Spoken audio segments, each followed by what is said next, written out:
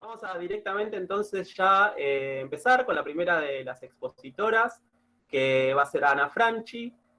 Ana es doctora en Ciencias Químicas, es la actual presidenta del CONICET y de la Red Argentina de Género, Ciencia y Tecnología. Bueno, Ana, te dejo la palabra. Gracias. Bueno, buenas tardes a todos, todas y todes. Muchas gracias por la invitación. Yo le voy a hacer un pequeño comentario de lo que es el CONICET, porque luego mis compañeras van a hablar más sobre las posibilidades de cómo entrar al CONICET, cómo es la organización del CONICET. El CONICET es la institución dedicada a la ciencia y tecnología más grande de la Argentina. Tenemos aproximadamente 25.000 personas trabajando en el CONICET, unos 11.000 investigadores e investigadoras, más de 10.000 becarios, alrededor de 3.000 personas. ¿Se escucha? Perdón, sí. Sí. Perdón, Ana, pasa lo mismo que pasaba hoy al principio cuando probamos. No sé si a todos les pasa, que se escucha una voz medio robótica y por momentos se entrecorta. ¿Qué hago? ¿Vuelvo a hacer ¿introducir algo? ¿Hacemos lo mismo? Perdón, pero hoy pasó cuando probamos y salió y volvió a ingresar y se arregló, así que esperemos que ahora pase lo mismo. Así la podemos escuchar bien, porque se entrecortaba un poco y es muy difícil. A ver.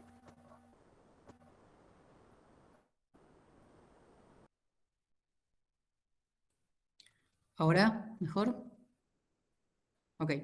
Bueno, les decía que el CONICET cuenta alrededor de 25.000 agentes, unos 11.000 investigadores e investigadoras, más de 10.000 becarios, 3.000 personas que están en la carrera de personal de apoyo, que luego se van a explicar un poco más qué es eso, y alrededor de 1.400 personas que pertenecen al plantel administrativo. Entre todos y todas hacemos ciencia y tecnología en la Argentina. Cuando nosotros llegamos a la presidencia, que fue en diciembre del año 2019, o sea que solo tuvimos 3 meses presenciales, digamos, entre comillas, y luego tuvimos que irnos a nuestras casas debido a las restricciones de la pandemia. Encontramos un CONICET que había perdido más del 30% de su presupuesto real, los salarios y los estipendios de las becas habían perdido entre un 40 y un 50%, teníamos una cantidad relativamente baja de ingresos a la carrera del personal, a la carrera del investigador, muy pocos ingresos a la carrera del personal de apoyo, y las primeras medidas fueron aumentar el estipendio de las becas, que entre diciembre del 2019 y mayo de este año, porque ahora empieza una nueva paritaria, fue alrededor de un 85%, aumentar el número de becas y aumentar los ingresos a la carrera del investigador en un 70%.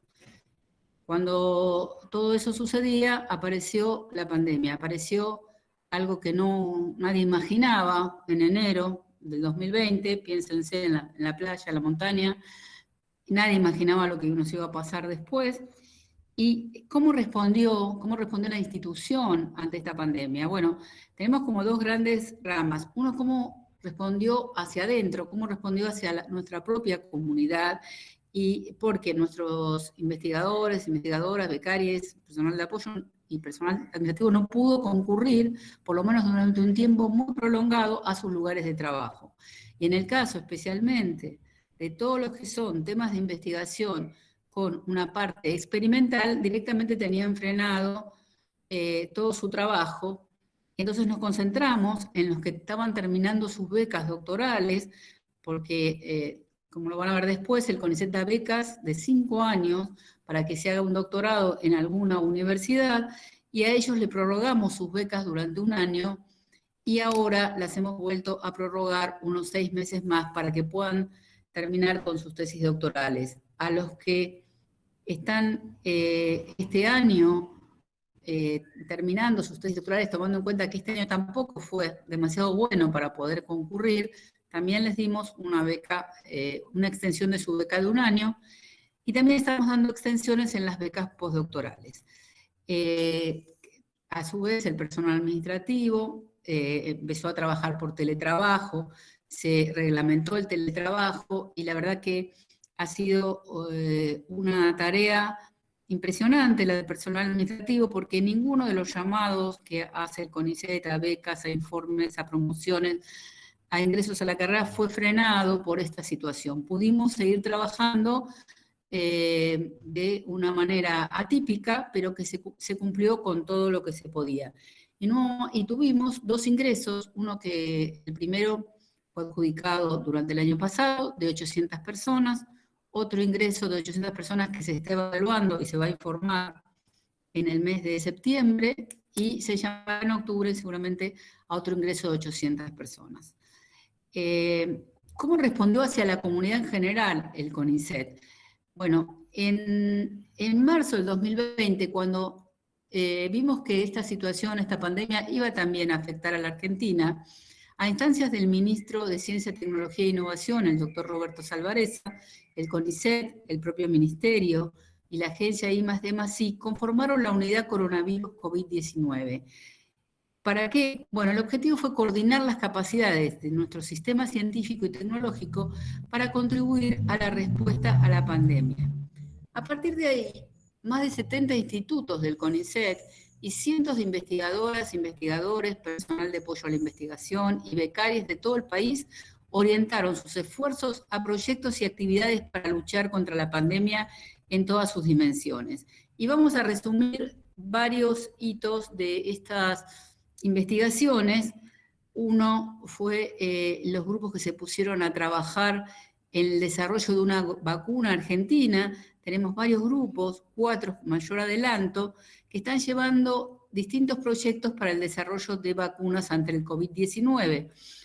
Todos los proyectos en Argentina se encuentran en una fase preclínica con posibilidades de comenzar a fines de este año en una etapa de ensayos clínicos.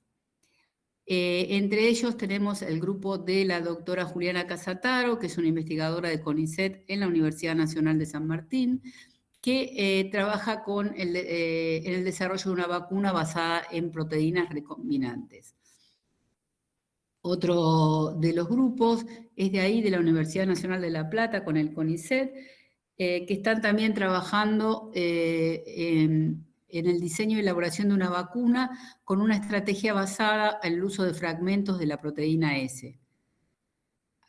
A su vez, otra cosa que se está haciendo tanto en la Ciudad de La Plata, con el Ministerio de Salud de la provincia, como en 2 institutos del CONICET en la Ciudad de Buenos Aires, es un análisis global sobre la respuesta inmune inducida por la vacuna Sputnik, de manera de ver cómo se desarrolla la inmunidad y hasta cuánto tiempo tenemos esa inmunidad. Uno de los primeros desarrollos que hubo a partir de la unidad coronavirus son el desarrollo de kit diagnósticos. Si ustedes recuerdan, cuando estábamos en marzo o abril del año pasado, todavía no era la búsqueda de las vacunas lo que más inquietaba a la población, sino era cómo íbamos a poder determinar si una persona había adquirido esta enfermedad o no. Y en solo un mes y medio, el grupo de la doctora Andrea Gamarnik de la Fundación Leluar y el CONICET desarrolló el Covidar IgG, es el primer test serológico del país que permitía determinar si una persona tenía una respuesta inmunológica, o sea, tenía anticuerpos frente al coronavirus. Poco tiempo después, el grupo dirigido por el doctor Adrián Bognoff del Instituto Milstein del CONICET desarrolló 2 kit diagnósticos, el NeoKit COVID-19 y el NeoKit Plus, de manera que son kit diagnósticos de bajo costo y fáciles de maniobrar, que se realizaron con una empresa de base tecnológica del CONICET, que era la NeoKit SAS. En enero de este año ya se alcanzó más de 1 millón de unidades de NeoKit COVID-19 producidas y distribuidas en más de 12 provincias. A su vez, otro grupo, el del doctor Diego Comerci de la Universidad Nacional de San Martín y el CONICET, desarrolló el kit LH-Mtris, que posibilita la determinación de si una persona ha sido, tiene la enfermedad, el SARS-CoV, determina el virus con alta sensibilidad y especificidad en una tira diagnóstica.